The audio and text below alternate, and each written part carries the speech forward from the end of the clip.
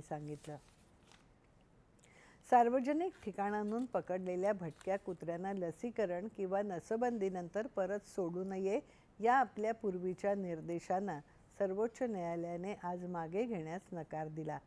न्यायमूर्ती विक्रमनाथ यांच्या अध्यक्षतेखालील खंडपीठाने नोव्हेंबर 2025च्या आदेशात बदल करण्याची मागणी करणाऱ्या याचिका फेटाळून लावल्या आणि अशा कुत्र्यांना आश्रयगृहांमध्ये ठेवण्याचे निर्देश अधिकाऱ्यांना दिले। मुलांवर, वृद्ध व्यक्तींवर आणि प्रवाशांवर कुत्र्यांनी केलेल्या हल्ल्याच्या अत्यंत चिंताजनक घटनांचा न्यायालयाने यावेळी उल्लेख केला आणि ही समस्या विमानतळ आणि निवासी वसाहतींसारख्या महत्त्वाच्या सार्वजनिक ठिकाणी पोचली असल्याकडे त्यांनी लक्ष वेधलं। या निर्देशांची अंमलबजावणी न करणाऱ्या अधिकाऱ्यांवर अवमान आणि शिस्तभंगाची कारवाई होऊ शकते असा इशाराही खंडपीठाने दिला। मानवी जीविताला प्राधान्य देत सर्वोच्च न्यायालयाने पिसाळलेल्या, धोकादायक आणि आजारी कुत्र्यांना दयामरण द्यायला परवानगी दिली।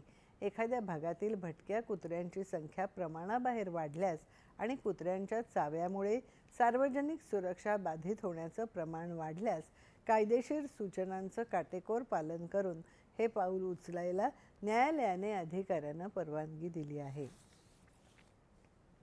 मुख्यमंत्री देवेंद्र फडणवीस यांच्या उपस्थितीत